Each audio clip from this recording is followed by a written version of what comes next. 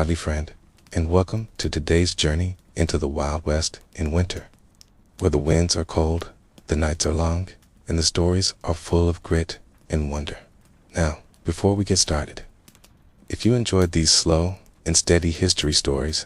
that take their time and let you feel every sound, every smell, and every little detail, go ahead and tap that like button and subscribe to the channel so you don't miss the next one. And while you're here, I'd love to know where you're listening from and what time it is there right now. So drop a comment and let's see how far this little campfire reaches across the world. Now settle in, get comfortable, and let's ride together into a winter long gone but never forgotten. It begins slowly, almost without notice, in the way the air carries a sharper edge when you open the cabin door in the morning. The way the distant horizon looks washed with a pale and silvered light, and the way even the animals seem to move with more care, as if they too understand that the long months ahead will ask more of them than the seasons just past. And for those living on the frontier in the age of the Wild West, the arrival of winter was not an abrupt event marked by a single storm or sudden freeze, but rather a gradual settling of cold into the land. A creeping change that touched everything from the earth beneath your boots to the clouds drifting slowly overhead. And as the days shortened, each evening arriving just a little earlier than the last, you would begin to notice that your breath lingered longer in the air, hanging in soft plumes before fading into nothing. A small and constant reminder that warmth was no longer something the outside world would give freely. And within the cabin, preparations that have been quietly underway for weeks will become the daily rhythm. The stacking of split firewood under a lean-to or against the wall, each piece chosen and placed with the knowledge that when the snows came, the world beyond the door might be cut off for days or even weeks at a time. In the roof, thatched and repatched through the summer, would be checked once more for loose shingles or thin spots where the snow might find its way through. Because in a frontier winter, the smallest oversight could become a persistent discomfort, a slow leak of warmth that no amount of blankets could fully cure. And as you walked the perimeter of the homestead, perhaps checking the last of the harvest storage, there was an unmistakable quiet in the landscape, not the silence of complete stillness, but the softer, muffled calm that comes when the wind itself seems to be holding its breath, and the ground beneath your boots would have a different sound, less hollow, more solid, as the first thin layers of frost began to bind the soil together, and in the distance, the outlines of hills or mountains would look sharper in the cold air, the sunlight falling on them with a pale gold that lacked the warmth it once carried in summer. And in the mornings, frost would lace the windows in delicate patterns, curling lines and shapes that no hand could create, and you might find yourself staring at them in the quiet, letting your eyes trace the designs as the fire crackled low in the stove, its steady rhythm filling the cabin with a sound as comforting as the light it gave. And there was always a certain slowness to these early days of winter, a sense that life itself was shifting into a lower gear, each movement measured, each task deliberate, for in the Wild West, energy was not something to be spent carelessly, and every action in winter carried weight, even something as simple as drawing water from the well, which in the cold meant lifting a bucket with hands numbed by the icy air, then carrying it inside without spilling a drop, because every drop mattered. And as the first real snowfall came, the world outside would seem to change overnight, though in truth it had been changing for weeks, the snow covering old tracks, smoothing the rough ground, and turning the familiar path to the barn into something softer and quieter. And when you stepped out in the morning, the sound of your own footsteps would be muffled, each one sinking with a gentle crunch, and the air would have a stillness that seemed almost heavy, as if the snow itself pressed down on the land, making every sound travel farther, so that the faint creak of a barn door or the distant call of a bird could seem close enough to touch. And in the cabin, the light that came through the windows would be different now, filtered and pale, reflecting off the snow outside so that even cloudy days carried a certain glow. And the smell of wood smoke would cling to the air, not unpleasant, but constant, a reminder that the fire could never be allowed to go out. And for those who had lived through many such winters, there was a rhythm to it all. A slow settling into the habits that would carry you through until spring, the careful rationing of food, the steady upkeep of the fire, the maintenance of clothing and tools, and the quiet hours spent mending, reading if books were available, or simply watching the flames, each task stretching to fill the long hours because time itself seemed to expand in winter. Each day marked not by the clock, but by the rise and fall of the fire, the shifting light at the window, and the changing sky beyond and outside. The animals would have their own patterns, the horses moving less, conserving their strength, the chickens huddling together for warmth, the dogs curling close to the door or near the stove when allowed inside. Their presence a comfort in the long silence, and if you stood still enough outside, you could hear the faint sound of snow shifting on the rooftops or slipping from the branches of the trees, each small movement magnified by the surrounding quiet, and the wind, when it came, would be sharp and thin, carrying with it the scent of distant places, perhaps the pine of far-off woods or the dry cold of the open plains, and it would slip through any gap it could find, so that even the smallest crack in the wall or under the door became something you noticed, a place to be patched or blocked against the night. And at dusk, the sky would often take on a deeper shade of blue than in any other season, the snow beneath reflecting the last of the light so that the world seemed to glow faintly in the half-dark. And lanterns would be lit earlier now, their warm light pooling softly on the walls, the steady hiss of the wick and the faint smell of oil another small part of the winter soundscape. And in the quiet of these evenings, as the cold deepened outside, there was often a kind of peace to be found, a recognition that the world had slowed not just for you, but for everything, that the land, the animals, and the people were all joined in the same long pause, waiting together for the return of spring. And while the hardships of a frontier winter were many, the beginning of the season carried its own kind of beauty, a clean simplicity in the way life narrowed to the essentials. And perhaps, sitting by the fire, you might feel a kind of comfort in that, knowing that for now the work was done for the day, the wood stacked high, the food put away, the animals tended, and that beyond the walls the snow would continue to fall slow and steady, covering the world in its quiet, endless patience. A frontier cabin in the Wild West was not merely a shelter, but a small world of its own, built from what the land could provide, shaped by the hands of the people who would live inside it, and adapted slowly over the seasons to keep out as much of the cold as possible, though no cabin was ever perfect against the winter wind.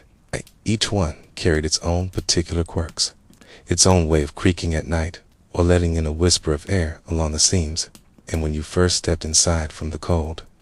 the change in temperature was never as sudden as you might hope, for warmth took time to build, and the structure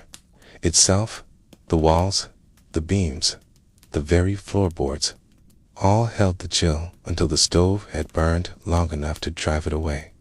And so a cabin was both refuge and companion, something you had to tend to as much as it tended to you. And if you stood just inside the door and let your eyes adjust to the dimmer light, you would notice how everything inside had been arranged with care, not for beauty in the sense of ornament, but for survival, for ease of use, and for making the most of every square foot, because in a single-room cabin, which most were, there was no space to waste. And against the walls, you would see shelves holding jars of preserves, sacks of flour and beans, and perhaps a tin of coffee, if fortune allowed, each item stored high enough to be safe from mice, but close enough to reach without too much effort. And in the far corner, the bed or beds, often little more than a wooden frame filled with straw or corn husks, covered with quilts sewn from scraps of worn-out clothing, each layer added through the years until the whole had a heavy, comforting weight. And near the bed, perhaps a small chest to hold wood clothes were not worn daily, though in winter most garments were in constant use. So that chest might be more a place for mending than storage, and dominating the center, or one side of the room was the stove or hearth, depending on what the cabin had been built with. The stove, a cast iron box with a stovepipe running upward and out through the wall or roof, while a hearth was a stone or brick construction that burned more wood and let more heat escape, but was easier to build when stoves were not available. And around the stove would be the tools of tending it, the poker, the tongs, a bucket for ashes, and perhaps a kettle or pot kept always warm with water for tea or washing. And beside the stove, a stack of kindling, dry and ready to catch fire quickly, with larger logs piled just beyond. Each one cut and split by hand, every piece a memory of labor, and the floor beneath your feet might be made of rough-hewn planks, each one with its own unevenness, gaps, sometimes stuffed with scraps of cloths to keep out drafts, and over time the boards would darken with use. Worn smooth in the places most often walked, and in some cabins, rugs made from braided scraps of fabric would soften the cold underfoot, though these too had to be shaken free of dust and snow often. And the walls, made from logs fitted and chinked with a mixture of mud, clay, straw, or moss, bore the marks of the tools that shaped them, each cut of the axe or adze still visible if you looked closely. And between those logs, the chinking might crack in the winter cold, letting in the faintest draft that could. Feel sharper at night, and so it was common to walk the walls with a careful hand, feeling for where the air slipped through, pressing in more moss or cloth to block it, and above, the roof might be covered in shingles, if there had been time and material to make them, or in overlapping layers of sod, which in winter would be crusted with frost and snow, and the ceiling inside might be open beams, sometimes with herbs or drying vegetables hung from them, adding to the faint, earthy scent of the cabin. And the small windows, if there were any at all, would often be covered in oil paper or simple glass panes, the latter being expensive and difficult to replace, and in winter frost would creep along the edges inside, sometimes so thick in the morning that you could not see out until it melted back. And against one wall, a small table or work surface, perhaps with a bench or a pair of mismatched chairs, this being the place for eating, mending, writing letters if paper was available, and other small work. And above it, perhaps a shelf holding a lantern, Bible, or the few precious items the family owned, each one kept with care, 'cause replacing anything in the winter was rarely possible. And along the walls, you might also see hooks or pegs driven into the logs, from which hung coats, hats, scarves, and other items that needed to be near the door, each one a defense against the cold when stepping outside, and near the door itself, a mat or board where snow could be knocked from boots. For bringing too much snow inside was not only messy, but dangerous if it melted into the floor and froze. Again, overnight, and in the corner near the door, perhaps a small barrel of water or a bucket, kept full so that there was always something for cooking or drinking without making a trip to the well in the coldest hours. And the air inside carried a mix of scents that marked a cabin in winter, the dry heat of burning wood, the faint temps of smoke that even the best stove would not entirely keep from escaping, the earthy smell of stored root vegetables, and sometimes the sharper scent of leather from boots and tack kept inside to prevent freezing, and over all of it, the subtle but constant awareness of the cold just beyond the walls, a presence you could feel even without seeing the snow. And this awareness shaped the way the cabin was lived in, how people moved within it, keeping to the warmer spaces near the stove, taking positions so that one side of the body did not grow too warm while the other chilled, and using every spare scrap of cloth, fur, or hide to block the places where heat might escape. And in this way, the cabin itself became a living part of the daily routine, something to be checked, adjusted, and maintained for a frontier winter. Tested not just the people, but the buildings they relied on. And every creak of the walls in the wind, every faint rattle of the window, and every draft along the floor was a small reminder of the thin line between comfort and hardship. And yet, for all its imperfections, the cabin was a place of refuge. Stepping inside after a long walk through snow, stamping the cold from your boots, feeling the first touch of heat from the stove on your face. There was a sense of safety in the way those log walls stood firm against the winter night. A reminder that while the land outside could be vast, wild, and unforgiving,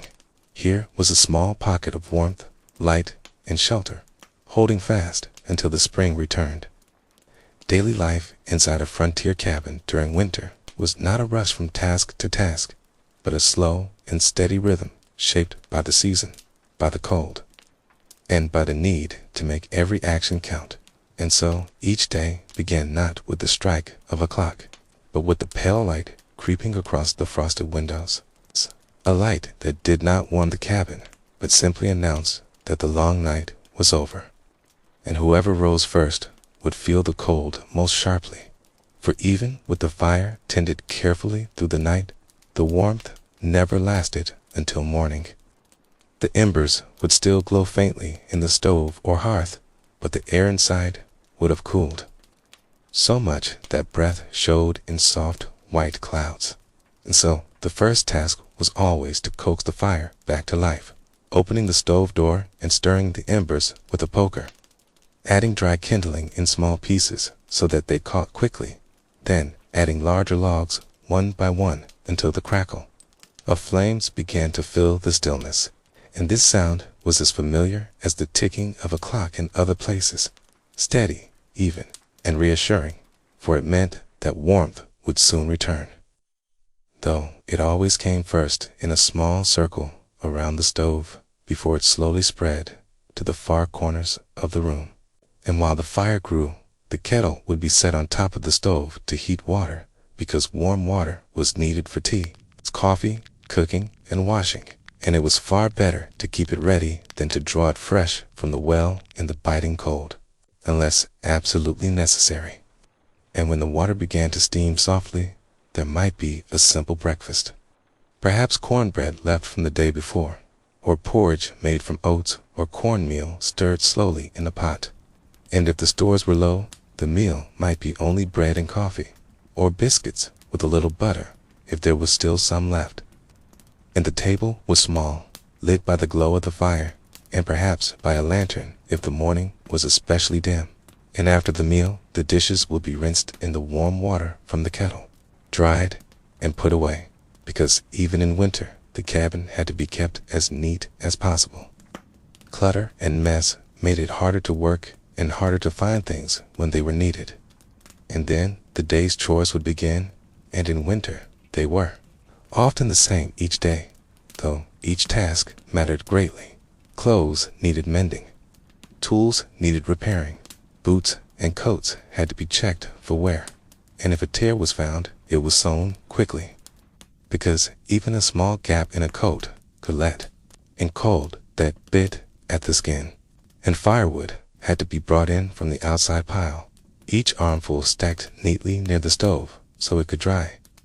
and ashes had to be cleared from the stove to keep it burning well. And if there were animals, they still needed to be fed and watered, so someone would go out to the barn or pen, even in heavy snow, breaking ice in the buckets so the animals could drink, brushing snow from their coats, and making sure their bedding was dry enough to give them some warmth, and then back inside, where the work was quieter, perhaps spinning wool into yarn, patching clothing, preparing food for later, or carving small wooden pieces for tools or handles. And the cabin was not silent in these hours. It carried the soft sounds of work, the gentle scrape of a needle through fabric, the quiet tap of a knife on wood, the creak of a chair as someone shifted closer to the fire,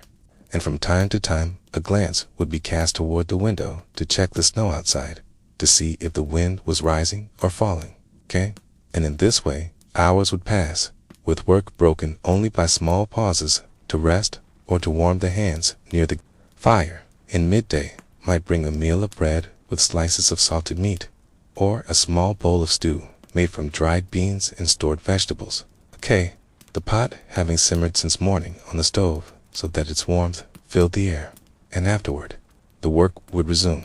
the rhythm unhurried but steady. For winter work indoors was about keeping everything ready for the harder days that might come. Okay, and in the afternoon the light outside would begin to fade earlier than in other seasons. Okay, and the shadows inside would stretch longer, the pale glow from the windows dimming until the lantern was lit, its flame steady and small, but enough to keep the work going. And children, if there were any, might shell dried corn, sweep the floor, or read from a worn book if one was available, and if not, they would listen to the quiet talk of the adults, learning from the stories told and from the way the work was done. And as the evening approached, supper would be prepared, often a stew or soup, perhaps with dumplings, made from whatever could be spared without dipping too far into the stores. And the meal would be eaten slowly. It's the heat of the food and the closeness of the family around the table, making the cabin feel warmer than it truly was. And after supper, the dishes would again be washed and dried, the work done carefully so as not to waste water. And then the last hours of the day would be spent in small, quiet tasks, mending clothes, smoothing rough edges on a tool handle, or reading aloud if there was enough light. And outside, the wind might begin to rise, brushing against the walls and roof with a hollow sound. The latch on the door checked, the shutters closed, and if the roof creaked or a board rattled, it was simply part of the sound of winter, familiar and unthreatening. And before bed, the fire would be built up once more, larger logs placed on the glowing embers, the damper adjusted to slow the burn, so that the heat would last as long as possible, and the beds would be close to the warmest part of the cabin, the heavy quilts layered thickly, and people would sleep in their warmest clothes, wool shirts, stockings, and nightcaps, because no matter how strong the fire, the cold would seep back in during the night, and as sleep came, the sounds of the cabin would fade into the background. The slow crackle of the fire, the occasional shift of the wood as it settled, and perhaps the faint whistle of wind finding a gap somewhere in the wall. And in this way, each day indoors would pass, not in haste, but in quiet work, in repeated tasks, in the care of what was needed to see the family through the season. And so the days would stretch into weeks, the rhythm unchanged, the cabin becoming the whole world, its four walls holding warmth and light against the long, frozen months outside. And this steady life, while not easy, gave a certain comfort, a sense that as long as the fire was kept and the work done, the winter could be endured, and spring would, in its own time, return. Food on the winter frontier was not a matter of choice so much as a matter of what was left, what could be made to last, and what could be prepared without wasting heat. And so each meal was shaped by the work done months before, when the ground was still warm and the fields still green, because the real cooking for winter began in summer and autumn, when vegetables were pulled from the earth and fruits were picked from trees, when animals were slaughtered and meat was preserved, when jars were filled and shelves were lined with whatever could be stored for the long months ahead. And so by the time the snow came, the kitchen was no longer a place of plenty, but a place of rationing, a place where every jar, every sack, and every barrel had a purpose and a limit, and those limits had to last until spring, which meant the meals were planned with care, with no thought for waste, and with the quiet awareness that hunger was never far away if the stores were not managed well. And so breakfast in winter was often the simplest meal, perhaps a bowl of porridge made from oats, cornmeal, or whatever grain was available, cooked slowly over the stove with water or milk if there was still some from a cow or goat, and sweetened, if possible, with a little molasses or honey. And if not, eaten plain, its warmth being the most important part. And sometimes there might be cornbread baked the day before, served with butter if the supply had not yet run out, or a biscuit or two made with flour that had been carefully measured so that the sack would last. And coffee was a luxury that many kept for winter mornings, brewed strong and sometimes stretched with roasted chicory root or even ground peas to make it last longer, because the beans themselves were precious. And tea was often brewed from herbs dried in summer, mint or chamomile or yarrow, not for taste alone, but also for their small comfort against a cold. And when breakfast was done, there was always a moment of looking at the shelves, at the pantry, at the storage bins, to see what was left, because knowing what remained was as much a part of winter survival as the cooking itself. And midday meals were often built from the same few staples. A pot of beans left to simmer from morning until the hour came to eat, perhaps with salt pork, or bacon for flavor, if any was left, or maybe a bit of onion or dried pepper to give it some depth. And bread might accompany the meal, baked once or twice a week so that the heat of the stove served two purposes, warming the cabin and baking the loaves. And in these months, the smell of fresh bread was one of the small luxuries, a comfort that made the whole cabin feel warmer. And in the evening, the meals were heavier, if possible. Stews made with root vegetables like potatoes, carrots, or turnips, all of which kept well in a root cellar if they had been harvested at the right time, layered in straw or sand to keep them from spoiling. And sometimes there would be dried meat rehydrated in the pot, or fresh meat if hunting had gone well recently.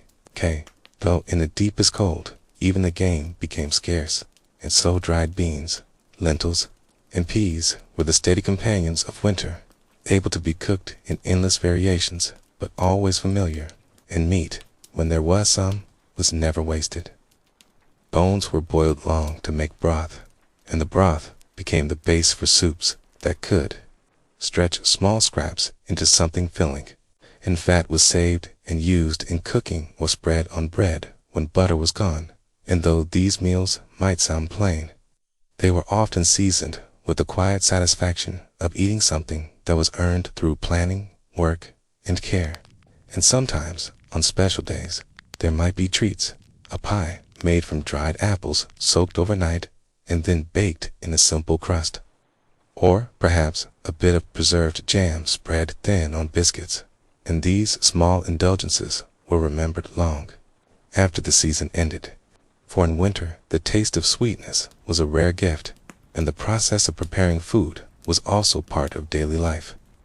Beans needed sorting before cooking to remove any stones or dirt. Grains needed grinding if flour supplies ran low, and vegetables, stored in the cellar, had to be checked for signs of spoilage so that rot did not spread.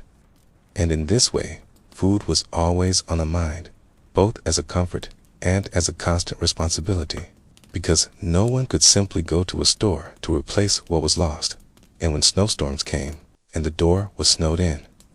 whatever was inside the cabin was all that could be used until the weather cleared. And so it was common to keep certain items always within reach: dried bread or crackers, smoked meat, jars of pickles or sauerkraut, which not only kept well, but also brought variety to meals that could otherwise become monotonous. And in the evenings, when work was done and the stove was burning hot, the preparation of food sometimes became the quiet center of family life. Peeling potatoes while talking softly, stirring a pot slowly and watching the steam rise, setting the table with care, even if the meal was simple. In these moments, the act of eating became as much about warmth and company as about hunger. And there was a rhythm to it. The same dishes used day after day, washed and dried and put back in their place.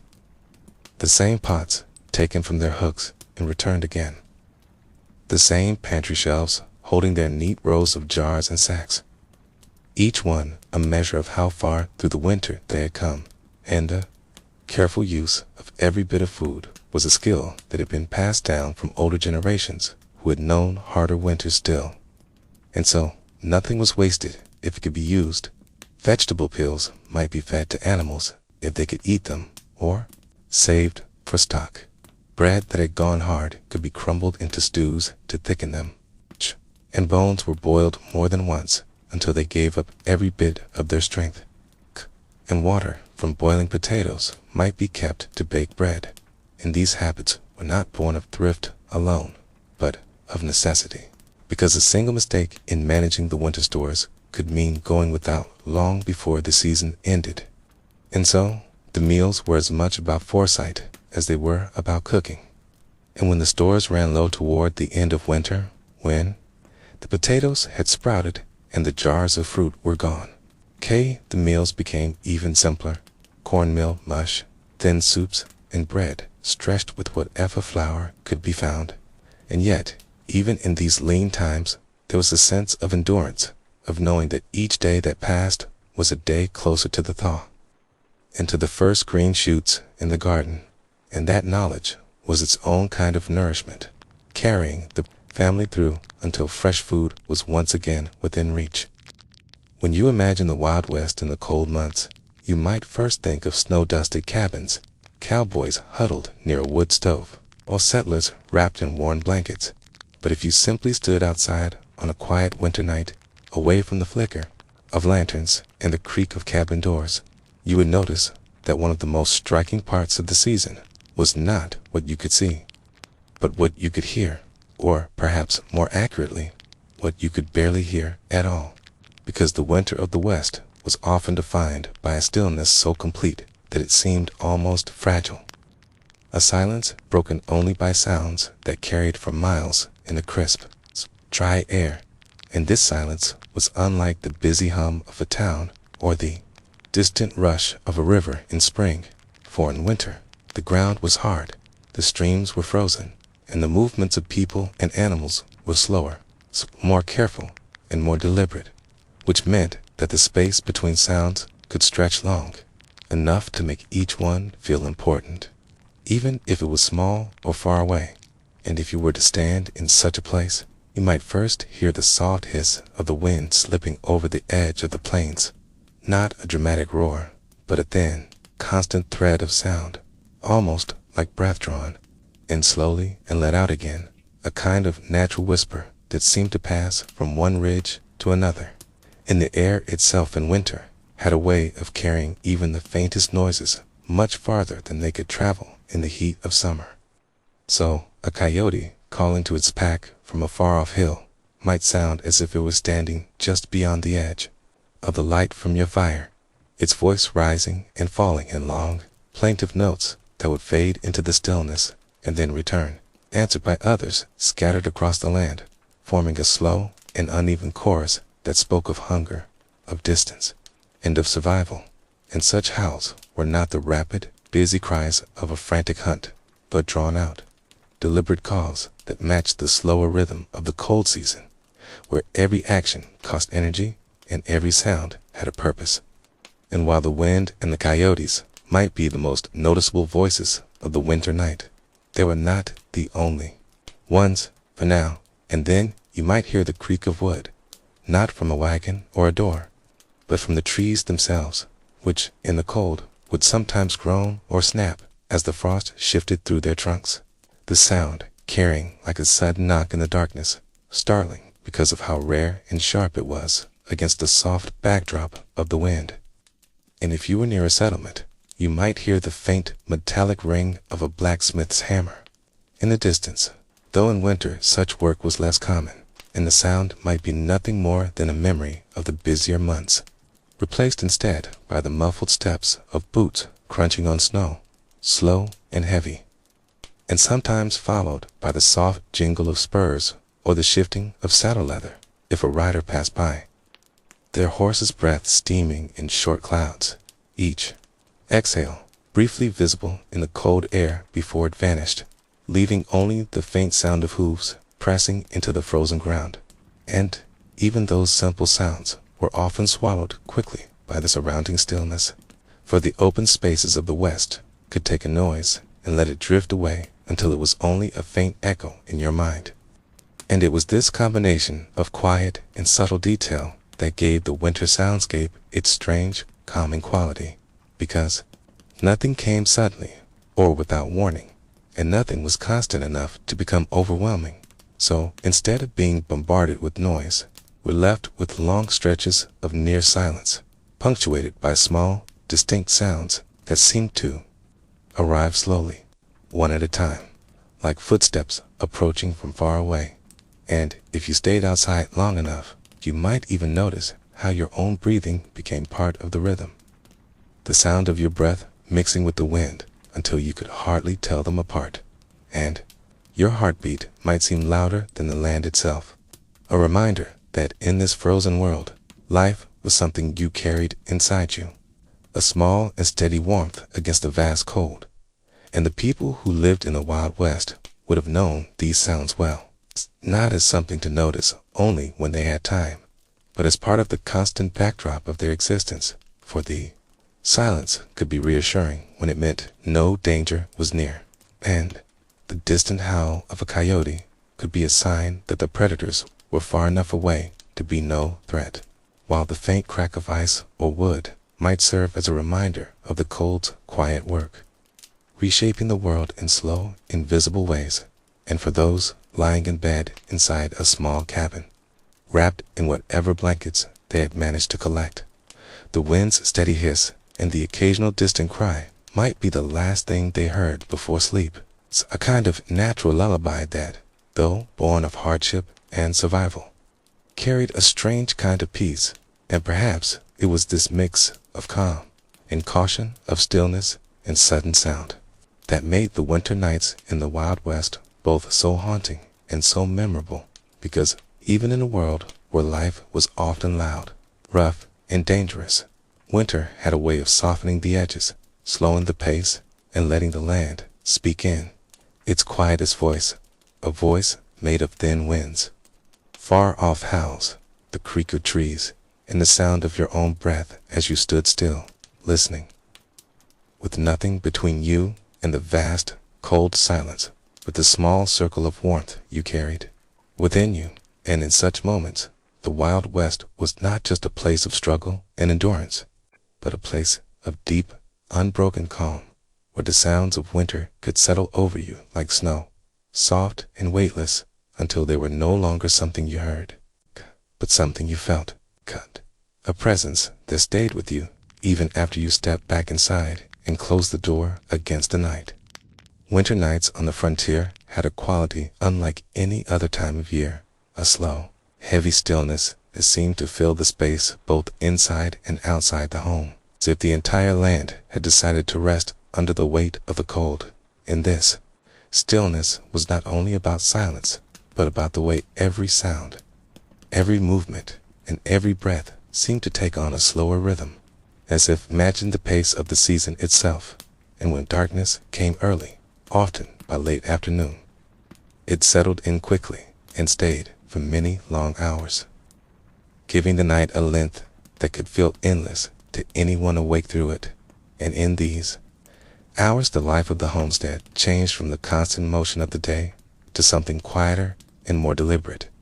with each task done slowly, not from laziness, but from the simple truth that there was little reason to hurry when the world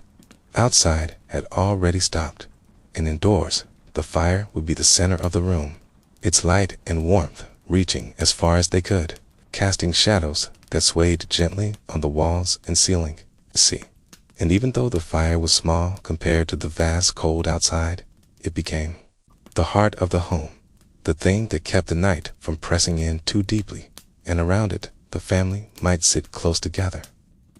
some sewing or mending clothes, others whittling wood, and some simply staring into the flames, their minds drifting between thought and the soft comfort of the warmth. And beyond the cabin walls, the winter night was a world of its own, with the snow lying in deep blankets over the ground, covering every uneven shape and softening the lines of the landscape so that hills, fences, and even bushes seemed rounded and gentle. And when the moon was out, the snow would catch its light and reflect it in a pale glow that made the entire outdoors shimmer faintly. But when the sky was clear and the stars shone brightly, they would seem sharper and colder than in any other season, their light traveling across the frozen air without distortion. And the cold itself was a constant companion, pressing against the windows, seeping through any crack, making the boards creak softly as they adjusted to the temperature, and even inside, where the fire burned, the air could feel cool just a few steps from the hearth, especially in corners or near the floor. And so people moved carefully at night, keeping themselves wrapped in shawls or blankets, speaking in low voices, and doing whatever they could to avoid letting the warmth escape. And sometimes the sound of the wind would rise, beginning as a faint hiss in the distance, before growing into a steady, long moan that wrapped around the cabin and rattled the shutters. And when that happened, it was easy to imagine the night stretching endlessly beyond the walls, a dark ocean of snow and wind, with only this one small island of light and warmth in the middle of it. And yet, this was not always frightening, for there was a kind of security in knowing the walls were sturdy and the fire was strong, and that nothing outside was likely to disturb the slow rhythm of the night. And sometimes, when the wind died down, the silence would feel even deeper, as though the world had truly stopped moving. And in that silence, small sounds became louder, the shifting of a log in the stove, the faint clink of a cup being set down, the rustle of a blanket as someone adjusted in their chair, and beyond, that the tiny noises from outside, the snow settling on the roof with a faint sigh, or the distant, muffled crack of a branch breaking under the weight of ice. And animals moved rarely in such cold, but every now and then a fox might pass by, its paws leaving neat prints in the snow. Or a deer might step cautiously through the stillness, pausing to listen before continuing, and if someone happened to be awake at the right time, they might hear the faintest crunch of footsteps across the frozen ground, so soft that it almost blended into the night. And inside the cabin, the hours seemed to stretch without measure, the dark outside making it impossible to judge time except by the slow dimming of the fire or the slow ticking of a small clock. And in these hours there was often a mixture of rest and quiet work. For while the body could be still, the mind might wander to the needs of the coming days, thinking about how much wood was left for the fire, or whether the weather might break soon, or if the snow would keep falling and deepen the isolation. And some nights were clouded and without moon or stars, the darkness so complete that even the snow outside seemed to vanish into shadow. And on such nights, the cabin felt like the only thing in the world, surrounded by nothing but cold air and unseen land. And yet, in this was a strange comfort, for it meant that inside was safe and warm, and that the night could pass without trouble. And when sleep finally came, it was deep, often broken only by the need to stoke the fire. And waking in the middle of the night could be a small trial, with the air cold on the skin and the boards underfoot chilled from the winter air beneath the floor. But the fire would catch again with a little work, sending new warmth through the room, and slowly the stillness would return. And as the night wore on toward morning, the darkness would shift again, first lightening just slightly as the earliest signs of dawn appeared, then slowly filling with a pale blue light that spread over the snow. And this slow brightening was as much a part of winter as the long nights, for daylight came reluctantly and with little warmth, yet it brought with it the promise that another night had been passed, and the day could begin again. And so these winter nights on the frontier were not only a challenge, but also a rhythm, a pattern of quiet hours that taught patience and endurance, where the land, the air, and the people all seemed to move in the same slow, careful pace, waiting for the season to turn, and in their own way. These nights carried a beauty that could not be found in any other time, a beauty made not of color or sound, but of stillness, the kind that lingered in memory long after the snow had melted and the nights had grown short once more. Animals were not simply property on the frontier in winter. They were partners and survival, steady sources of work, warmth, food, and comfort, and the way people cared for them shaped every day from the first pale light through the long dark hours. And because of this, every homestead learned early that managing animals well in cold months meant planning ahead, storing enough feed, making shelter secure, and knowing small but important practical skills to keep legs from freezing, to prevent water from turning to ice, and to spot illness before it spread. And so, the chores of winter always included checking on the barn before checking on oneself, lifting the latch quietly, stepping into that colder but sheltered space, and listening to the soft sounds of movement, the low breath of a cow, the impatient stamping of a horse, the cluck of hens, tucked into a corner. And in those sounds there was a map of needs, a bucket that had to be drained of ice, a trough that needed fresh water, hay that must be tossed so every animal could reach, and bedding that might need refreshing to keep animals from lying on frozen ground. And when storms came, or when a sharp freeze tightened overnight, barns became places of refuge, sometimes crowded, but always cared for, with extra straw packed around the animals' legs and bodies to hold their heat, and if a horse or ox was needed for a critical trip, a halter might be pulled off in warm blankets, wrapped around his back to keep muscles from seizing in the cold, because cold muscles tighten and a slow, sure hand in the morning could mean the difference between a useful animal and one that could not move. And farmers kept an eye on hooves and feet in winter with the same steady attention given to the stove, because snow and ice can pack into shoes and hooves and cause wounds that fester if untreated. And in those cases, a bit of hot water, careful trimming of ice, and a wrap of cloth could stave off trouble until full help was available. And when animals were sick, the remedies were often simple but consistent: warm shelter, extra food, and small portions, rubbing with warm cloths, and isolation from the herd to prevent contagion. And while folk medicine could be crude, it was often effective in preventing loss when nothing else was near at hand. People also paid special attention to feeding in the winter because animals burned more energy staying warm. Hay and stored fodder were the backbone of winter diets for cattle, sheep, and horses. And these stores were chosen and stacked in dry places during the fall, so that when the first snows came, there would be a steady supply and a plan for rationing. If storms lasted longer than expected, spoiled in wet weather and rodent damage could mean a missing week of feed if not watched.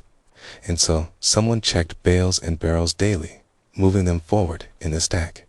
keeping the most recent supplies protected, and sprinkling salt in feed troughs when it was available, because salt helped animals retain appetite and encouraged drinking even in cold conditions, which reduced the risk of concentrated feed building up in the gut and causing illness. And water was a problem of its own. 4 buckets froze quickly, and ponds iced over. So people learned to keep a supply of water inside in barrels near the stove, or to break ice at a trough and refill it several times a day, using warmed buckets or by hanging a crude cover to slow freezing. And in some places, a small opening in the ice was kept by constant use or by placing a floating piece of wood that moved and discouraged solid ice formation. And those small measures saved labor and kept animals from suffering the double shock of cold and thirst. Different animals demanded different approaches. Horses and mules were the backbone of transport and heavy work. They needed dry, well-bedded stalls where they could stand sheltered from wind. The harnesses were checked for stiffness in leather and 4 frozen buckles before any journey. Riders and drivers understood the slow ritual of bringing a horse back into warmth gradually, so that circulation would return to frozen parts without causing more harm. Cattle require protected pens and extra feed. They were often kept together, so their bodies could share warmth, and the routine of moving them to fresh bedding and clearing manure was crucial to prevent frozen ground from turning wet and dangerous underfoot. Sheep and goats, smaller and more numerous, needed protection from drifting snow, Fences had to be checked for snowbanks that could bury them, and if a drift built up against a fence, the animals could find no escape, so regular clearing and visual checks were part of the daily chores. Pigs, often slaughtered in autumn to provide salted meat through the winter, still sometimes remained or were kept in lean-to shelters with deep bedding to keep them comfortable, and their role as food stores was carefully managed so that families did not find themselves without preserved meat when the thaw was late. Chickens required a different kind of vigilance because they could not always be kept warm enough to lay eggs regularly. And a cold henhouse meant fewer eggs, so people often collected eggs daily and used insulating flaps or small doors to keep the coop draft-free and the birds from freezing to purchase. And feeding grain in the evening helped hens keep warm overnight. Dogs and barn cats were not luxury items, but active participants in survival. Dogs watched the property, deterred predators, helped on patrols, and in some regions hauled sleds or pulled sacks in snow.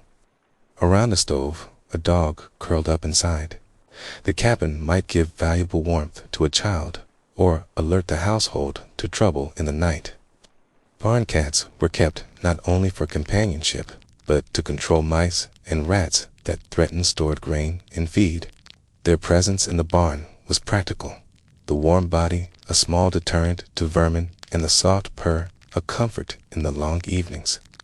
Predators and pests were constant concerns. Wolves and coyotes moved more boldly in deep snow when the game was scarce, and a family could lose livestock if a fence was down or a pen left unsecured after a storm. Traps and watchful dogs were the first line of defense. And neighbors often formed informal patrols after heavy snowfalls to check range lines and pens, because one farmer's loss could quickly mean trouble for the whole community if predators found an easy food source and returned night after night.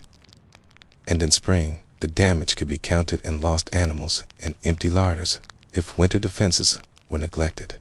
In the face of these threats, people learned simple yet essential engineering: windbreaks of stacked hay bales, snow fences of rails and brush to control drifting, low shelters that animals could crawl into to escape the worst of the wind, and the habit of bracing gates and ties so that a panicked animal could not break free and get lost in a blizzard. The emotional side of animal care mattered too. In the long nights, animals offered company and a steady rhythm to tasks that could otherwise feel endless. A man rubbing a cow's neck by lantern light, a child bringing a warm drink to a favorite horse, the sound of hoofbeats on the threshold. These were small comforts that steadied people against loneliness and worry.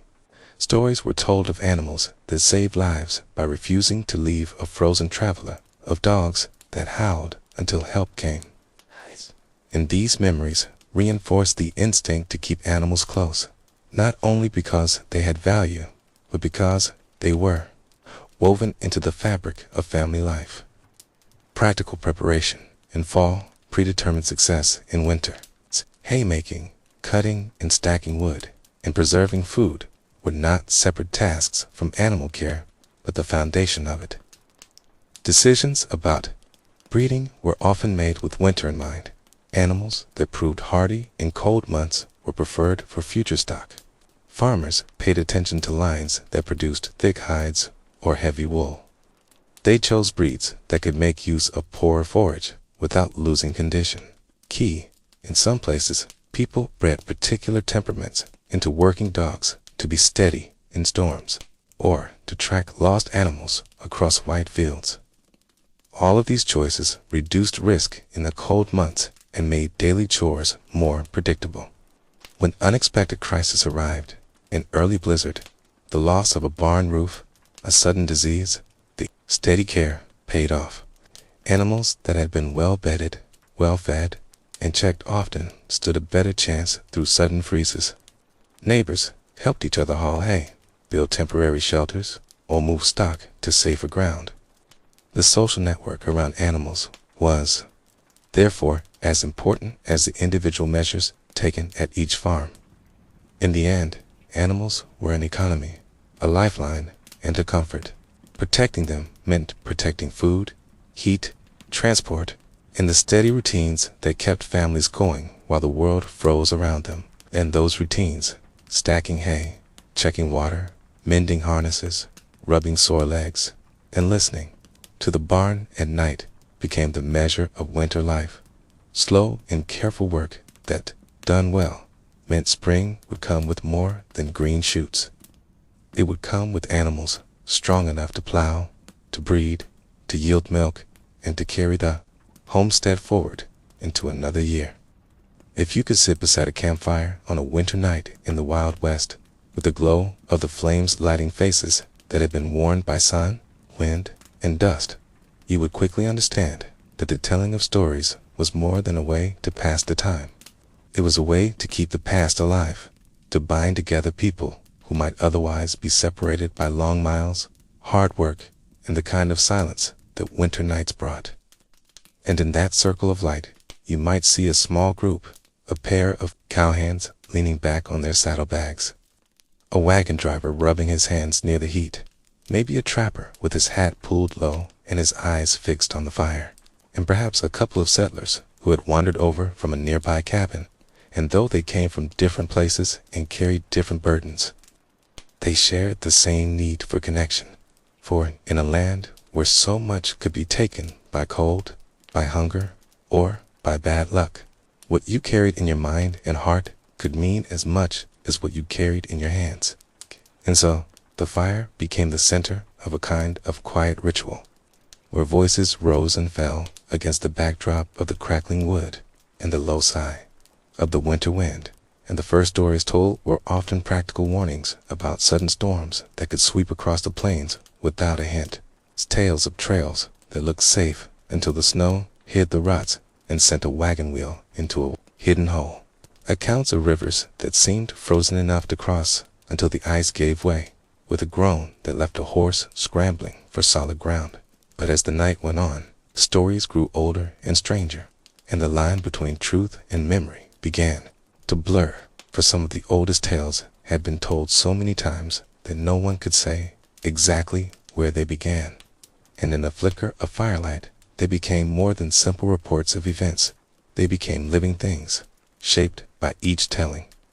And in this way, the frontier carried its history not only in written accounts or in ledgers kept by traders, but in the spoken words that passed from one voice to another. And one common thread in these stories was the sense of vastness, the way the land itself seemed to watch and listen, holding the memory of every rider who crossed it, every wagon that cut a path, every camp that burned low under the stars. And sometimes an older cowboy would lean forward, his face half lit by the fire, and speak of a sound he had heard years ago, the echo of hoofbeats in the distance that never grew louder or fainter, as if some rider was trapped between worlds, forever circling the same piece of land. And the younger men would glance into the dark, wondering if the story was meant as a warning or a way to stir their imagination. And others would tell of nights when the wind seemed to carry voices, not the sharp, clear calls of living men, but long-stretched tones that rose and fell without words, like a chorus too far away to understand. And there were also stories about places, certain valleys or stretches of plain that were avoided in winter, 'cause they held obvious danger, but because the air there felt heavy and the silence seemed to press in until it felt like you could hear your own thoughts too clearly. And some swore they had seen shapes moving on ridgelines, not shadows of clouds or the bending of trees, but the faint outlines of riders who disappeared when approached. And such tales, whether true or not, served to remind everyone of the thin line they walked each day between the known and the unknown. For in a land so wide, there was always more beyond the next hill than any one person could see. And as the night deepened, the stories would turn toward memory, toward the people and places that had shaped each teller's life, a long drive with a herd that had seemed endless, a winter so cold that water froze in the buckets before it could be carried inside. A chance meeting with a stranger whose name was never learned, but whose kindness was never forgotten. And in these moments, the fire's warmth seemed to grow, as if the sharing itself added heat to the night, and laughter might break out when someone recalled a moment of foolishness, like the time a greenhorn tried to ride a mule backward, thinking it would be easier, or when a cook managed to burn coffee so badly that even the horses turned away from the smell. And yet, even in the laughter, there was an undercurrent of respect. For no one out here lived without making mistakes, and no one survived without learning from them. And slowly, the mood might shift again as someone began a story with a quieter tone. A story about loss, a partner who didn't make it back from a snowstorm, a friend who followed the wrong trail in the dark and was never seen again. And, in these moments, the circle of listeners might lean in closer, the crackle of the fire filling the spaces between words, the orange light reflected in eyes that had seen their own share of partings. And the telling of such stories was not meant to dwell in sadness, but to keep those people alive in memory, to say their names out loud so the wind could carry them once more across the land they had known. And sometimes these quiet stories would lead into talk of home, of far-off places left behind, of family members whose faces were remembered, but whose voices had faded in memory. And these thoughts, spoken aloud in the shared warmth of the fire, would settle into the minds of the listeners, becoming part of their own story, ready to be told again on some other night, in some other place, when the fire burned low and the wind sighed in the dark. And in this way, the culture of the frontier was carried forward, not as a fixed set of facts, but as a living stream of memory, shaped by each teller, colored by each voice, and the sound of it, the low tones of a cowboy's voice, the soft laughter at an old joke, the pause before a hard truth, was as much a part of the night as the wind or the distant howl of a coyote. And if you were lucky enough to be part of such a circle, you would understand that the Wild West was not just built by the hands that raised cabins or drove cattle, but by the words that passed between people when the work was done and the cold closed in.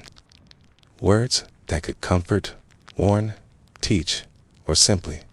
remind you that you were not alone in the great dark stretch of the frontier. And as the fire burned down to glowing embers, the last stories would be shorter, the voices softer, until finally no one spoke at all, and the only sounds were the gentle shifting of the coals and the steady breathing of those who had drifted towards sleep, each person wrapped in their coat or blanket, the fire's warmth fading, but its light still painting faint shapes on the snow and the wind, carrying with it the faint echoes of the night's words, would move on across the open land, leaving behind the memory of a gathering that, like so many others, would never be written down, but would live on in the voices of those who had been there, ready to be told again when the next fire was lit and the next circle of listeners leaned in to hear the echoes of the frontier. There comes a point in the winter of the Wild West when the cold stops feeling like a visitor and starts feeling like a permanent resident, when the snow no longer seems like a temporary layer to be brushed aside, but an unshakable part of the land. And it was in such a stretch of season that the long ride began, a journey not for glory, not for gold, but for the simple and unshakable need to deliver a message that could not wait. And the writer, a man known more for his quiet nature than for telling stories, found himself saddling his horse before dawn, his breath making small clouds in the freezing air, his fingers stiff as he tightened the cinch. And, though the stars above were bright, they felt distant, cold, and unwelcoming, offering no warmth to the world below. And as he set out, the sound of the horse's hooves was muffled by the thick snow, making the ride feel like it took place inside some great, empty room where even echoes dared not speak. And the first miles passed slowly, each step of the horse careful on the hidden ground beneath the snow, the rider's eyes scanning the faint shapes of hills and frozen streams, aware that a wrong turn out here could mean miles lost and hours wasted, time he did not have.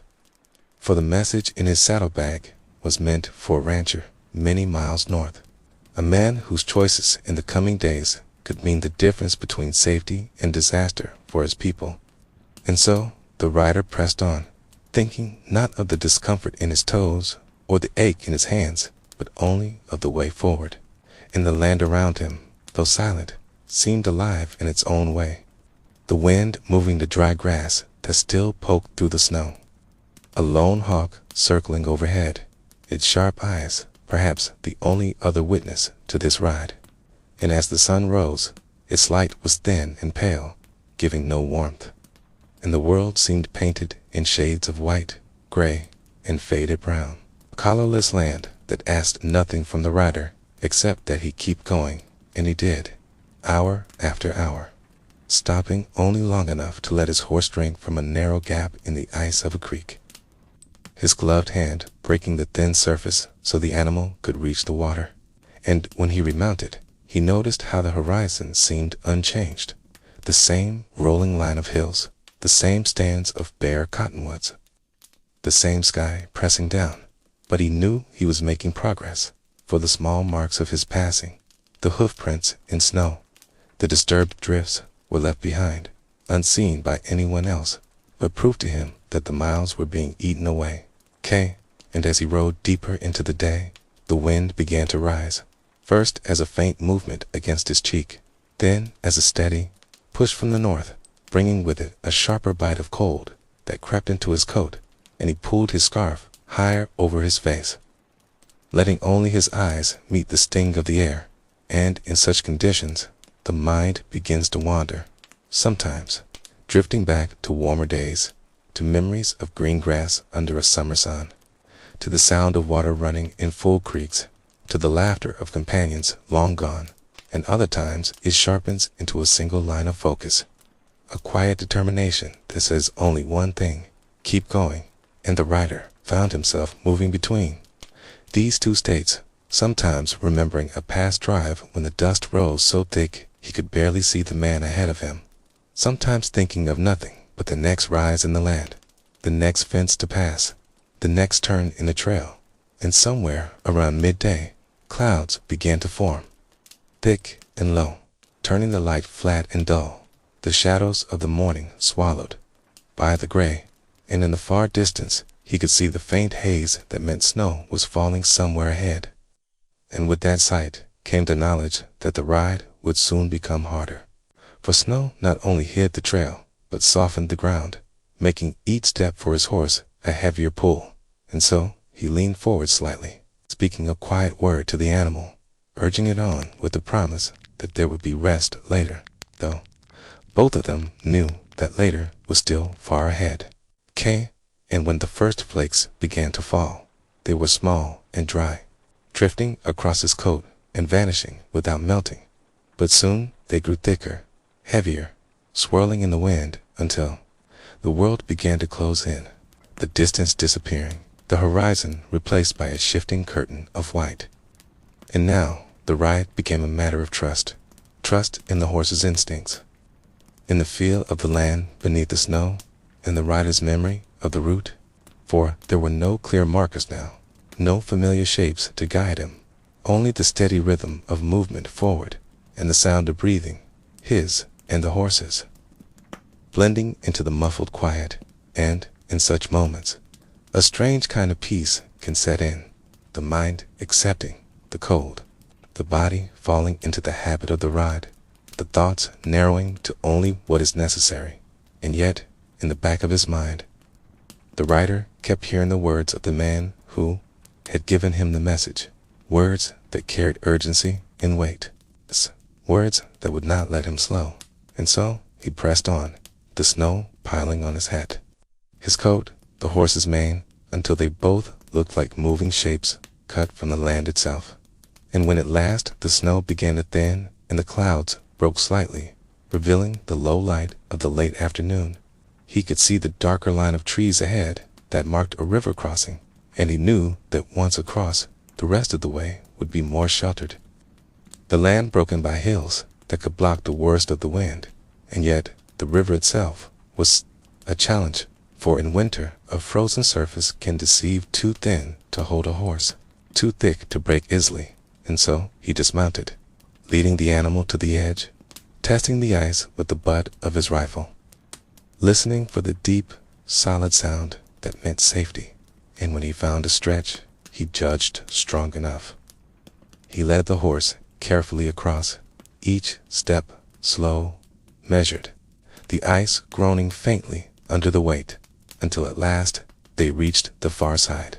and there, in the shelter of the trees, he allowed himself a brief pause, feeding the horse a handful of grain from his saddlebag, taking a swallow of water so cold it burned his throat. And as he mounted again, the sky had already begun to darken,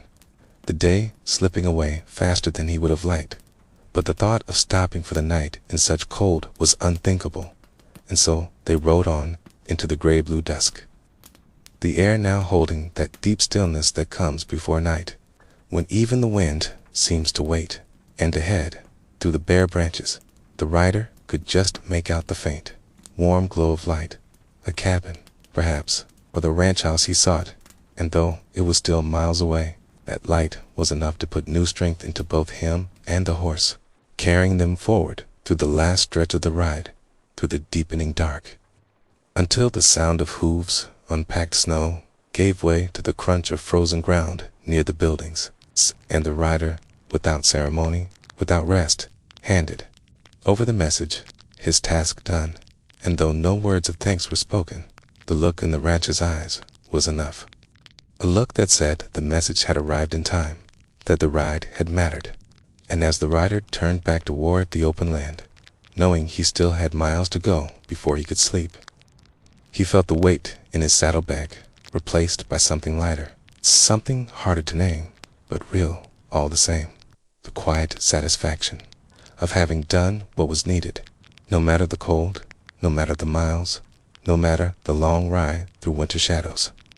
In the winter months of the Wild West, the flow of mail and news was like the slow drift of snow across the open plains, unhurried, inevitable, and often unpredictable.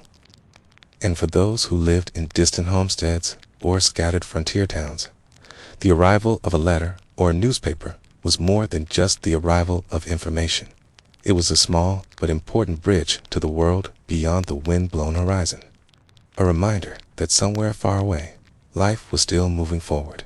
even when in your own frozen corner of the world, time seemed to be moving almost in place, and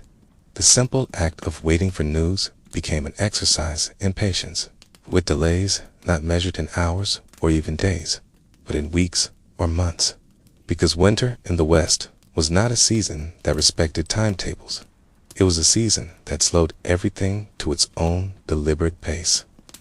From the hoofs of the mail carrier's horse crunching through deep drifts to the steam rising slowly from the nostrils of mules pulling a stagecoach, each puff disappearing into the clear,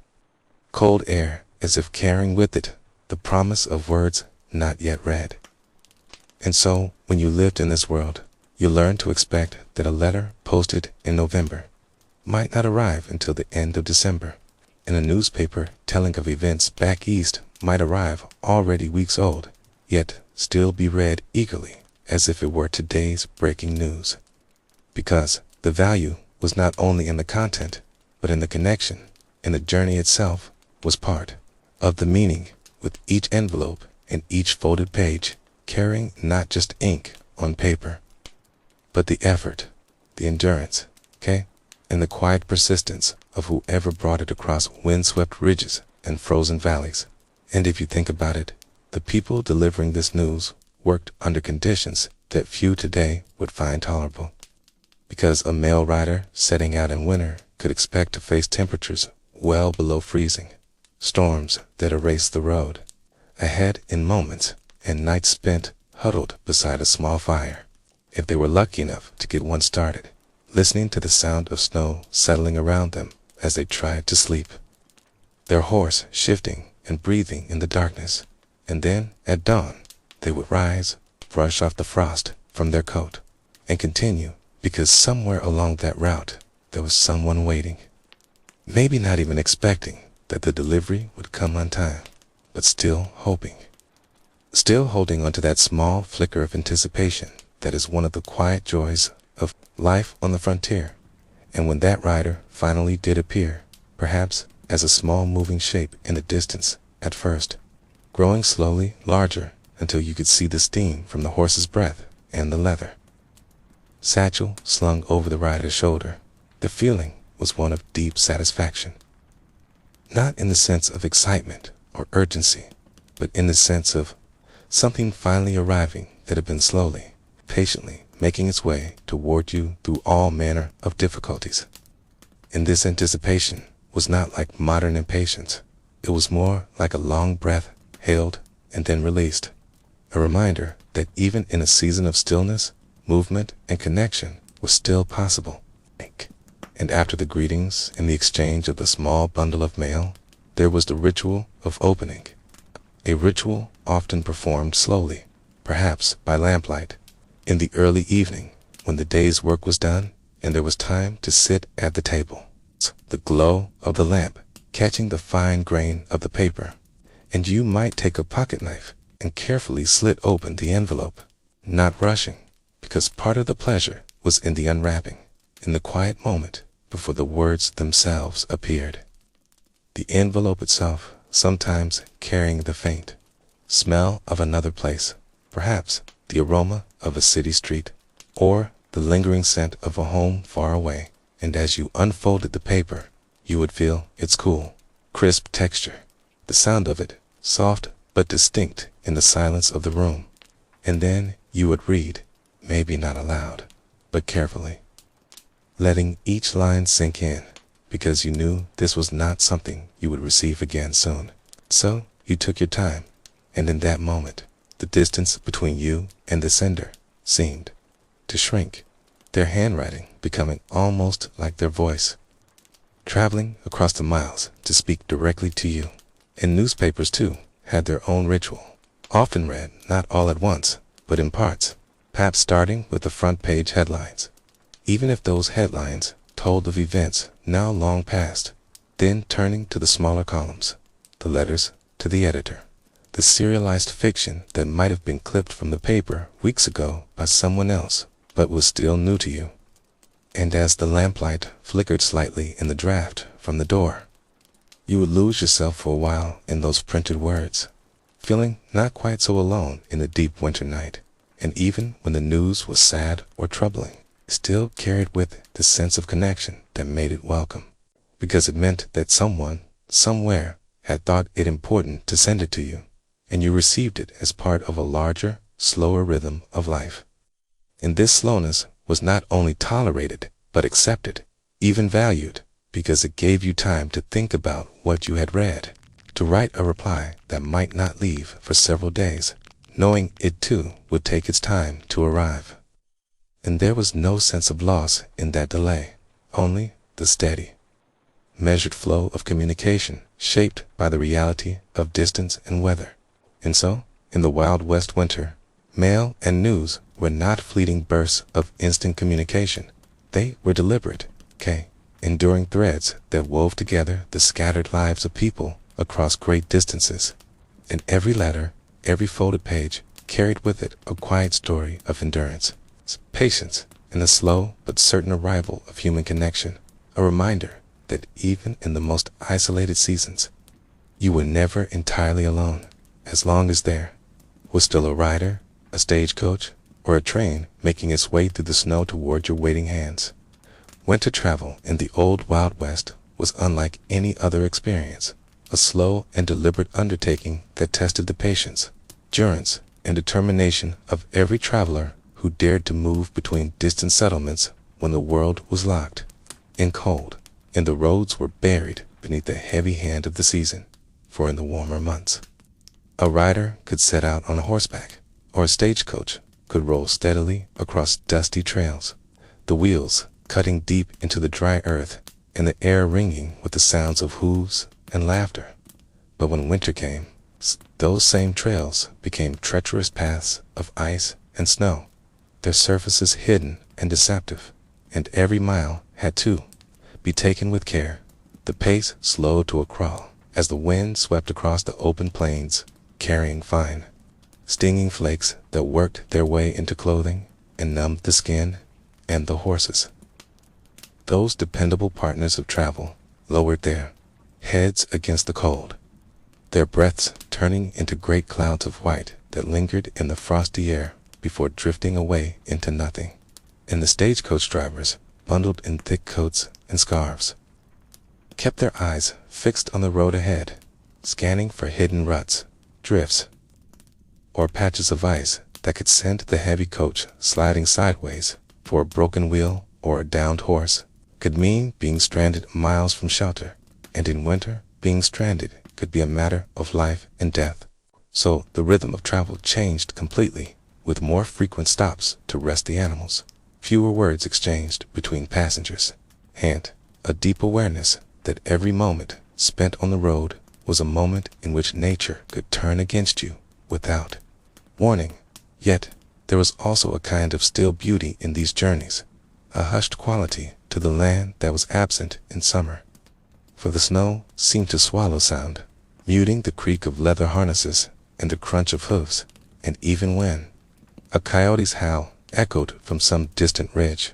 it seemed softer, more mournful, as if the animal itself was conserving energy in the cold, and the passengers inside the coach, wrapped in blankets and scarves, would sometimes peer out the small windows to watch the passing scenery, endless fields of white, broken only by the dark silhouettes of bare trees, their branches heavy with snow, casting long, blue-gray shadows across the drifts in the pale light of the low winter sun. And as the hours passed, the scenery would shift only slightly, for winter made the land look the same in all directions, so that travelers learned to take note of small details, like a fence half buried in snow, or the glint of ice on a frozen creek, or the smoke rising faintly from a distant chimney, signaling that somewhere ahead there was warmth, food, and the company of others. And when such a place was reached, no matter how humble, it felt like a small victory. The simple act of stepping into a room warmed by a fire, bringing relief that could be felt in the bones. Yet these stops were rarely long, for every hour spent indoors was an hour the road was left to grow colder and harder, and drivers knew that daylight was precious, and that once night fell, the cold could become so sharp it seemed to bite right through layers of clothing, making even the most seasoned traveler shiver. So the journey pressed on, mile by slow mile, the road sometimes narrowing to little more than a pair of frozen tracks, the edges marked by drifts that had been shaped by the wind into smooth, rolling forms, and here and there a rider traveling alone might be seen, hunched in the saddle, his horse picking its way carefully over the uneven surface. For solitary travel in winter was even more dangerous, with no companions to help if trouble came, and those who rode alone carried not just their gear and provisions, but the constant awareness that they must be ready for anything, from a sudden storm that could erase the trail to a patch of ice that could send horse and rider tumbling. Yet, for all the risks, people still traveled in winter because they had to, whether it was to deliver mail, to trade goods, to visit family, or to carry news between distant towns. And the mail coaches in particular were lifelines for isolated communities. Their arrivals met with eager anticipation, for letters carried in winter had traveled far and endured much, sometimes delayed for weeks by snowbound passes or swollen rivers that had frozen over too thin to cross safely. And when at last the coach rolled into town, the sound of its wheels crunching over snow would draw people from their homes and shops, eager to see if there was a word from loved ones. And inside the post office, thick envelopes and neatly folded sheets of paper would change hands slowly, each one opened with care, as if the journey it had taken made it something fragile and precious. And often the news inside was weeks old, yet no less important for the delay, for in the quiet rhythm of winter life, even the smallest connection to the outside world could brighten the long days. And so the roads between towns, though long and often difficult, remained the threads that tied people together, carrying not just goods and letters, but stories, laughter, and the quiet courage of those who faced the season's hardships head-on. And as the coach rolled on to the next stop, the same scene would repeat itself. Snow sweeping across the plains, the horses' hooves breaking through the crust with steady beats, the passengers adjusting their blankets and leaning into the gentle sway of the coach, each lost in their own thoughts, while the driver kept his focus sharp, the reins in his gloved hands, his eyes scanning the road ahead. And the journey continued like this day after day, the world reduced to the steady movement forward, the slow ticking away of miles, and a hope that ahead, somewhere, there would be a warm fire, a hot meal, and the company of familiar faces. And in this way, winter travel in the Wild West was as much about patience as it was about endurance, a test not only of the body but of the spirit, teaching those who braved it to find beauty in stillness, strength in routine, and meaning in every mile traveled, no matter how slow. And when, at last, a traveler stepped down from the coach at the end of such a journey, stamping the snow from their boots and feeling the rush of warm air from a nearby doorway, they knew they had earned that moment, that every hardship along the way had been part of a larger story, a story written in the quiet determination that kept the roads alive even in the harshest months when the world seemed frozen and still. But life, in its own slow, steady way, kept moving forward, mile after mile, town to town, until winter loosened its grip and the roads once again opened fully to the warmer winds of spring. When the first real cold settles across the open plains and valleys of the Wild West, when frost begins to stiffen the grass in the early mornings and the air carries a sharpness that cuts through even the thickest coat, life begins to change for all creatures, both human and animal, in ways that are slow, deliberate, and inescapable. For the winter does not merely arrive here, it settles in like an old, quiet tenant who makes no noise but is felt in every corner, every shadow, every stretch of open land. And the animals that share this land with the scattered human settlements feel it perhaps more keenly than anyone else. There are no comfortable fires for them, no insulated cabins, no canned goods set aside for lean months, for the deer, the elk, the wolves, the coyotes, the rabbits, and the countless small lives hidden in the folds of the landscape. Survival is an unending daily calculation, and as a person traveling or trying to live through such a season, one cannot help but become an observer, and sometimes a participant in their winter lives. In those first weeks after the snow comes in earnest, you might see deer herds moving more slowly than they did in the autumn. Their coats thicker now, their ribs hidden beneath dense layers of winter fur that glint faintly in the low sunlight. And if you watch long enough from the edge of a stand of pines, you may notice how they paw at the snow to uncover the dry grass beneath. Working patiently, always moving, because standing still for too long means burning more energy than they can afford. You may also notice that the foxes, with their sharp, narrow faces and brush-like tails, move differently now, not in the easy, casual way of warm months, but with a certain precision, each step placed carefully on top of the last as they listen for the faint, muffled movement of a mouse tunneling under the snow.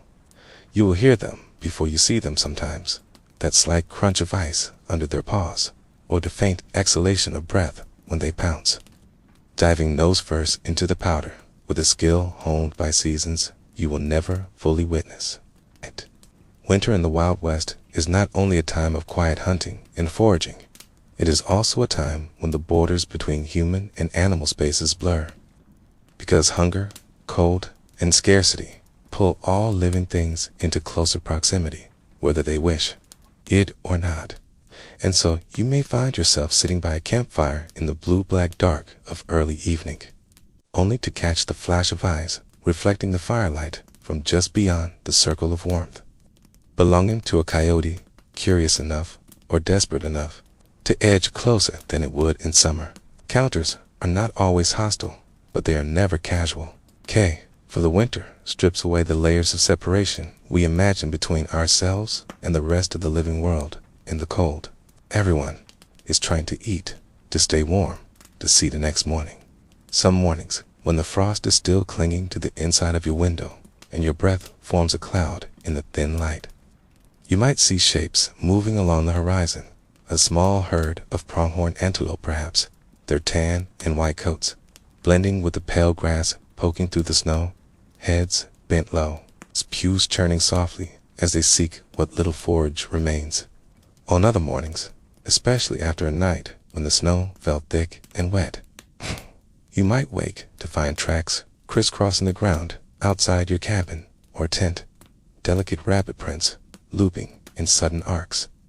wide-hoofed deer trails winding away into the timber, or the unmistakable straight, purposeful line of a lone wolf making its silent way across the frozen open. And there is something in those tracks that reminds you, almost painfully, that all of us are just moving through this season, step by step, each leaving a mark that the next storm will erase. Even the birds change their ways, for though many have fled to milder skies, some remain ravens, black as polished coal against the snow, their calls carrying far in the still air, watching from fence posts for scraps or the chance to scavenge from a predator's kill. Small flocks of chickadees and sparrows flit between bare branches, feathers fluffed so thoroughly they seem twice their summer size, chattering to one another in brief, bright bursts of sound that feel almost warm against the silence. And sometimes, if you walk far enough along a frozen creek, you'll see the wide, clawed tracks of a bear, not fresh, but softened by days. A reminder that some have already given themselves over to the deep, slow sleep that will carry them to spring. But not all animals can hibernate, and those who remain awake are driven by need into closer encounters with the few humans scattered across the winter landscape. And so there are stories told slowly around stoves or in the corner of a saloon, of wolves trailing sleds for miles, not attacking, but never disappearing from sight, or of a mountain lion slipping silently into the outskirts of a settlement, drawn by the smell of livestock pinned too close to the edge of the woods. These stories are told without embellishment in the winter. There is no need for drama when the facts are already so spare, so sharp. If you have lived through such a season yourself, you will know that not every encounter is threatening.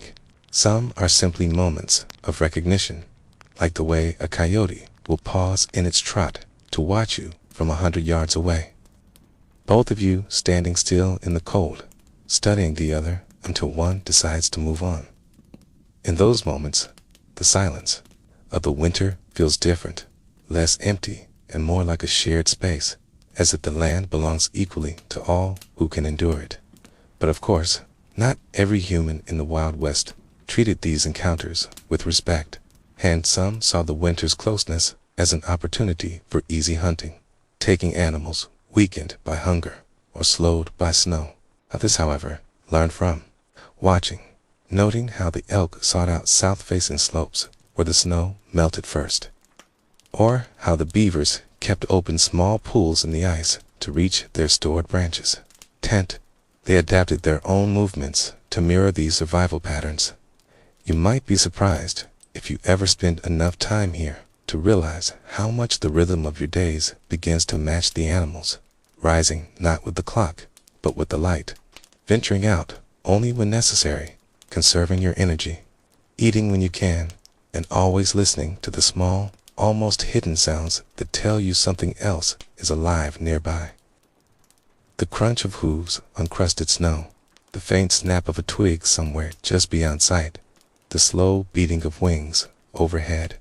In time, you come to understand that winter in the Wild West is not simply a backdrop to human endurance, but a shared stage upon which countless other lives are also playing out their own quiet struggles and small victories. And when you finally see the first sign of thaw, a trickle of meltwater running under the ice, it's a patch of bare earth where the sun has leaned long enough, you will remember not just your own relief, but the way the deer lift their heads more often now, the way the bird songs grow longer, the way even the fox seems to move with a lighter step. And you will realize that you have been, all along, another animal in the cold, adapting, surviving, and meeting the gaze of the others who do the same. In the wide, snow-covered stretches of the frontier, where towns were few and far between, and the cold seemed to stretch out endlessly from horizon to horizon. The coming of winter holidays was not so much a season of grand feasts and glittering decorations as it was a quiet, heartfelt pause from the relentless work of survival. A time when neighbors who might live miles apart would find a way to come together, bringing with them whatever modest comforts they could muster to mark the season. And in those days, when December's deep chill settled over the land, every soul on the frontier felt the pull of home and the yearning for warmth, not just from a fire, but from the company of others. For winter in those remote places was a test of endurance, and any reason to gather, to share, to laugh, and to forget for a moment the challenges outside was a gift in itself, So it began often with simple preparations that might take weeks in advance, as supplies were scarce and travel was difficult. And each household, no matter how humble, would set aside a few items from their summer and autumn stores, perhaps a jar of preserved berries, a slab of dried venison, or a precious handful of sugar saved for this very occasion.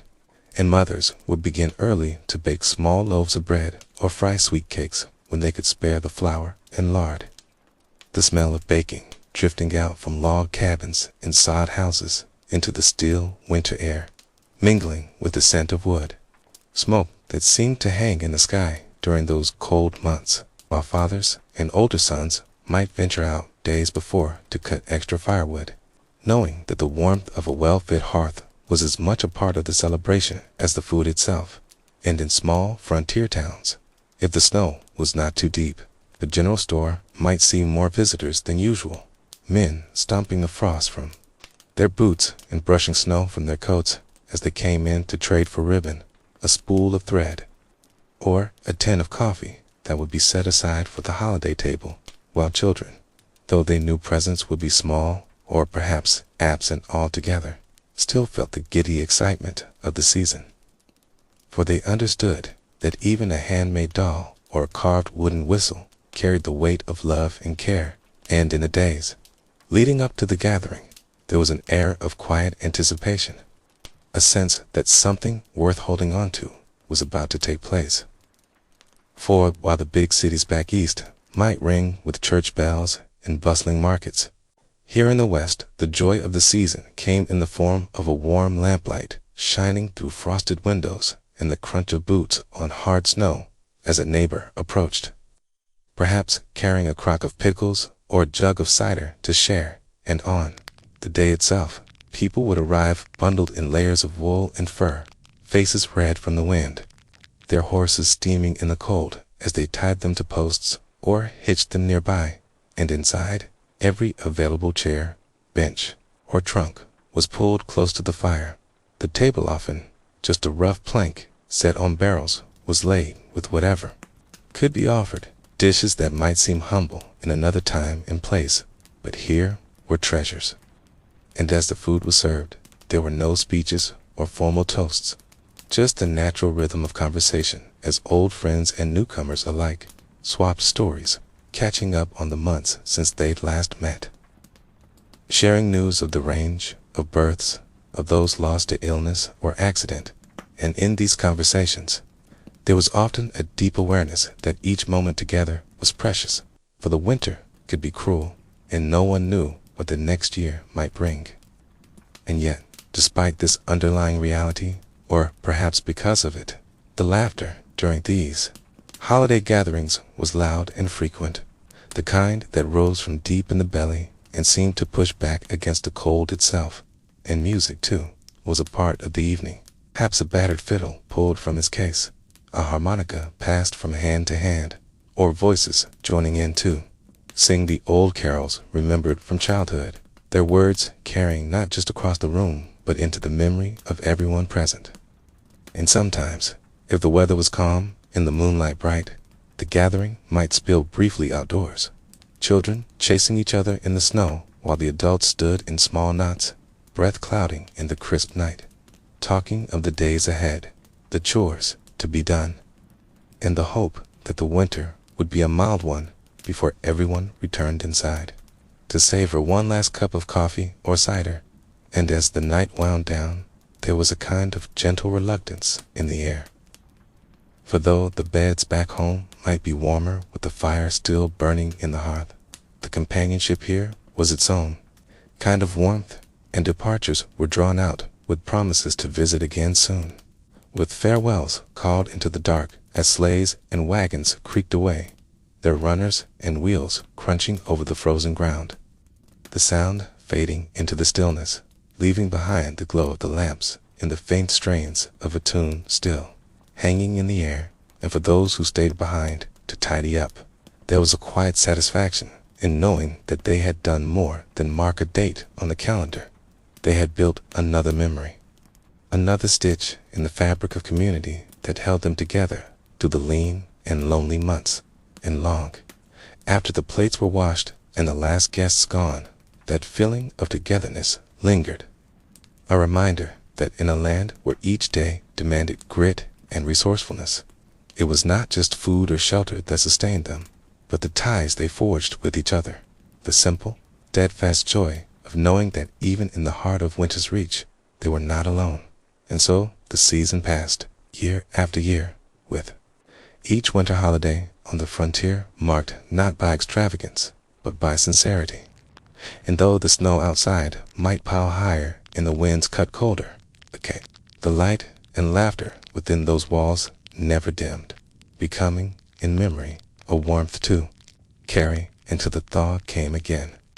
In the deep heart of the frontier winter, when the sun seemed reluctant to rise, and all the world lay wrapped in a blanket of white and silence,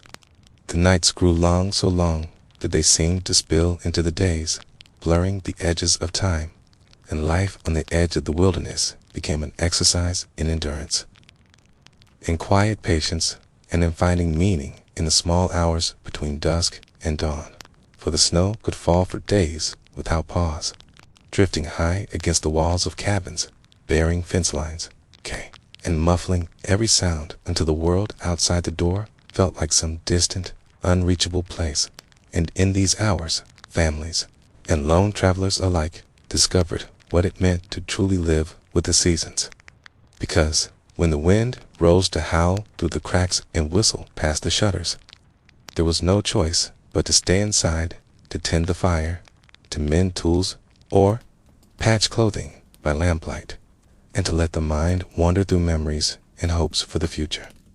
And there was something almost sacred in the stillness of those long nights, a stillness that made every creak of the timbers, every snap from the hearth, and every sigh from a dozing companion seem louder and more meaningful than in the bustling seasons of spring and summer. And for the people of the West, these nights were not merely obstacles to endure, but chances to slow the relentless pace of survival, to sit with one's thoughts, and to share quiet conversations that might never have found their way into the light of busier times. And though the work never truly stopped, the livestock still needed tending, the fires still needed feeding, there was a rhythm to winter that gave space for reflection, for stories told over cups of steaming coffee, for the reading of a well-worn book by lantern glow, or for the careful sharpening of a blade that would be needed come thaw. And for those who lived alone, the nights could be a test of the spirit, pressing in with a kind of loneliness that was both sharp and soft. Sharp in the way it reminded one of the distance between homesteads and the friends could not be reached until the roads cleared, and soft in the way it wrapped the world in quiet, making each breath of warm air from the fire feel like a small victory against the cold outside. And in towns, where a few buildings stood shoulder to shoulder along a snow-packed main street, the longest nights often brought neighbors into closer company, whether in the lamplight of the saloon,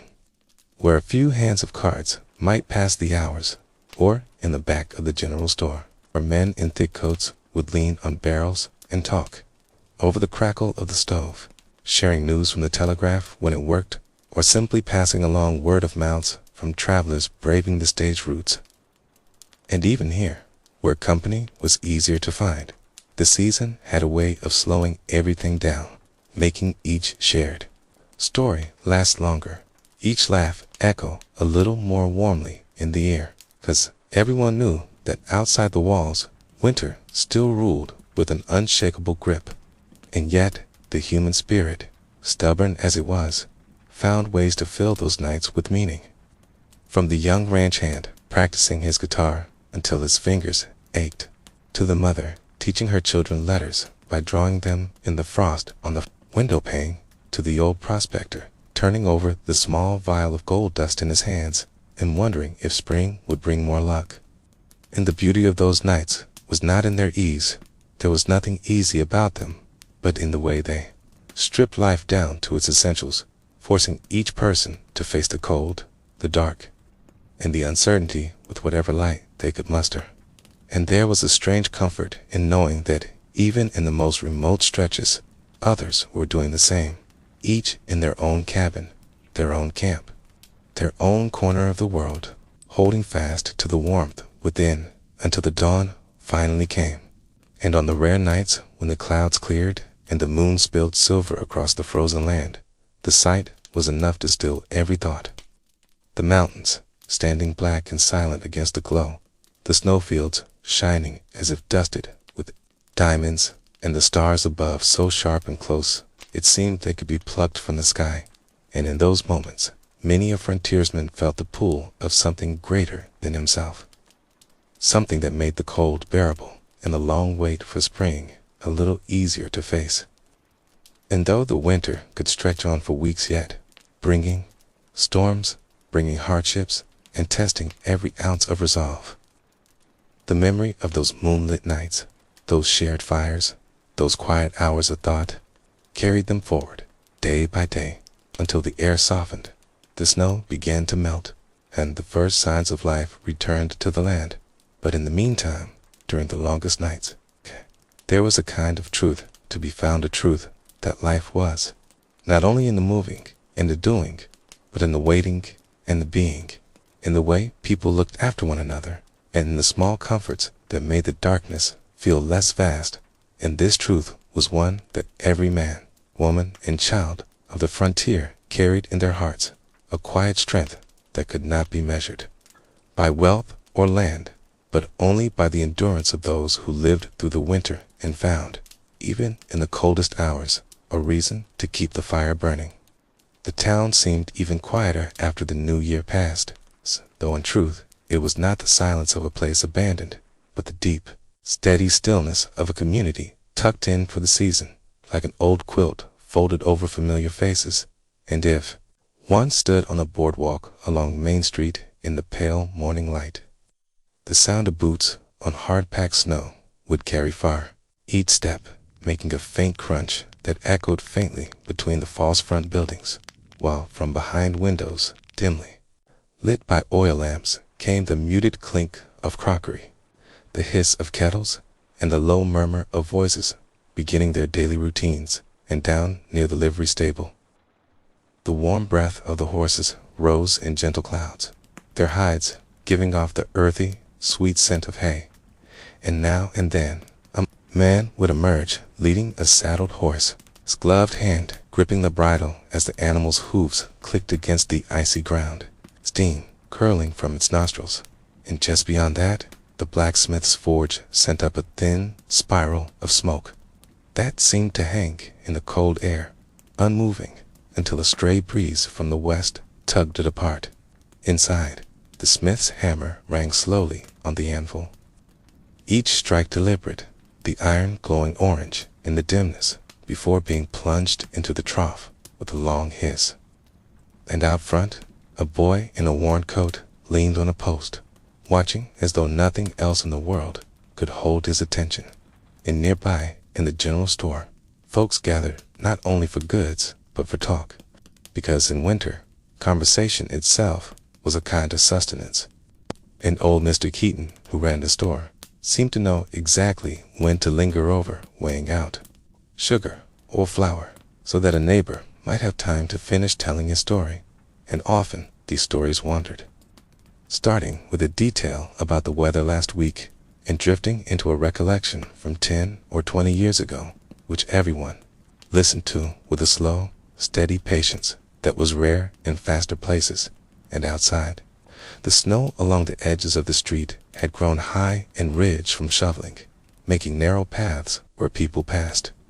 brushing shoulders as they exchanged brief words, sometimes just a nod, sometimes a mourning muffled by scarves. And, though the air was cold enough to sting the skin, there was a quiet warmth in the way people moved about, looking out for one another without ceremony.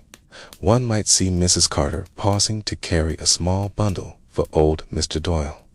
or young Sam running across the street to fetch kindling for the widow Harris before heading off to his own chores. And in the afternoons, when the light grew soft and blue, the saloon glowed from within, its windows fogged by breath and stove heat, and through the swinging doors came the muffled sounds of card games, the slow drawl of a tune played on a battered piano, and the occasional burst of laughter that seemed somehow less raucous in winter, as if even mirth was gentled by the season. And in one corner, a couple of trappers, just in from the hills, sat wrapped in heavy coats, their faces weathered and red from the wind, quietly sipping coffee instead of whiskey, their eyes half-lidded in the ease of warmth after weeks in the open. Over at the far table, the town school teacher, Miss Elkins, read from a thick book by the light of a kerosene lamp, not minding the noise around her. And now and then, someone would wander over to ask what she was reading, and she would answer, in her clear, even voice, before returning to the page. And if one stepped back outside at such an hour, the sky would already be shading into the long winter twilight, the last rays of sun catching on the snowy rooftops so they glowed faintly against the deepening blue above, and smoke from every chimney drifted upward in slow, graceful lines, marking the spot of every home in town, along the outer edge of the settlement where the snow lay deeper and the wind a little keener. One could find children sliding down the low slope by the Carter place on rough-hewn sleds, their laughter carrying far in the stillness, and there, mothers calling them in before supper as lamps began to bloom in the windows, each one a small star in the gathering dark. And later, after supper, when the town was mostly still save for the creak of a sign swinging gently in the cold wind or the faint jingle of a harness from some late rider, folks would sit by their fires with mending or quiet talk, the flames casting shifting shadows on the walls, and the sound of logs settling in the stove would fill the pauses between words. And outside, the snow would glisten under the moon as though a dusting of fine glass had been scattered over it, and the whole place would feel at once small and infinite, like a lantern's glow against a wide, dark plain. And yet, within that glow, there was everything one needed: warmth, shelter, company, and the slow, steady passing of time that made the bonds between neighbors deeper than any hurried acquaintance could be. And in that way, the winter months, though cold and long, were not merely endured, but quietly cherished, for they gave space for such moments to root themselves deep, ready to blossom again when spring finally came riding over the horizon. The winter had been long, as it always was on the frontier, a season that demanded respect from even the toughest souls. But now, as the days stretched just a little longer, and the sun began to rise with a softer warmth, the signs of change began to show themselves in quiet ways, in the faint dripping of icicles from the eaves, in the thin crust of snow that gave way to patches of dark, damp earth, and in the restless stirrings of both people and animals who had endured months of cold. And the thaw was not something that came all at once, but in careful stages, as if nature herself was testing the ground, making sure it was ready to welcome life again. And those who lived through the winter felt this shift in their bones before they saw it with their eyes. A kind of deep knowing that the hardest part was behind them and the road ahead, though still uncertain, would now be free of snow-packed trails and frozen rivers. And in the towns, there was a subtle buzz of energy as shopkeepers opened windows to let in fresh air for the first time in months, as children ran through slushy streets with boots caked in mud, and as the blacksmith worked with renewed vigor, knowing that spring meant more horses to shoe, more tools to repair, and more work for those heading west in search of new land. And on the homesteads, families emerged from the rhythm of winter life to prepare for the busy season ahead, mending fences that had been broken by the weight of snow, clearing branches brought down by storms, and readying the fields for planting, though the soil was still too cold to turn, and everywhere the sound of water was returning, the creeks loosening their icy grip, the rivers breaking free with sudden cracks and groans, carrying away chunks of ice downstream, and the sound was a reminder that life had not been stopped by winter, only paused, and now it was beginning again. And for the trappers and hunters who had spent the season in the high country, this was the time to bring their goods to market, to trade the furs and pelts they had worked so hard to gather in exchange for supplies that would carry them through the next year, and for the stagecoach drivers and freight haulers. The thaw meant a chance to run their routes without the constant threat of blizzards or impassable drifts. Though the roads were now a mess of mud and puddles that made each journey a slow, careful process, and yet, even in the mud, there was promise, because mud meant the earth was waking up, and with it came the wildflowers, the grasses, and the return of the game animals that had retreated deep into the hills. And as the land began to change, so too did the people, shedding the heavy coats and scarves for lighter clothes, smiling a little more freely in the streets, and lingering outside a little longer just to feel the sun on their faces. And it was in these weeks, between the last bite of winter and the full bloom of spring, that the frontier seemed to hold its breath, as if it knew that the work and challenges of the new season would come soon enough. And so it allowed these moments of pause, these moments to stand at the edge of a thawing river, or to walk through a grove where the snow had receded, and see the first green shoots pushing through the damp earth. And for those who had been strangers at the start of winter, the season had a way of making them neighbors, of turning brief acquaintances into friendships forged over shared firewood, traded food, or the simple kindness of a helping hand in the cold. And now, as the world began to open up again, those bonds did not fade, but grew stronger, as people looked ahead to the work of building, planting, and traveling together. And for some, the thaw meant the end of one chapter and the start of another entirely. For there were always a few who, come spring, would pack their belongings, hitch their wagons, and set out toward lands farther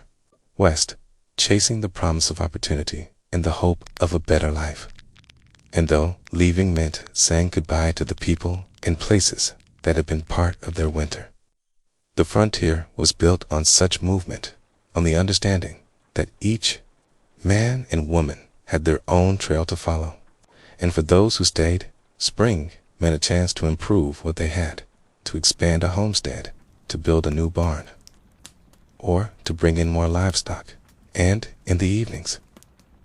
as the sun sank later and later, the air carried the smell of thawed earth, damp wood, and the faint smoke of fires that now burned smaller and less urgently. And the night sky began to change too,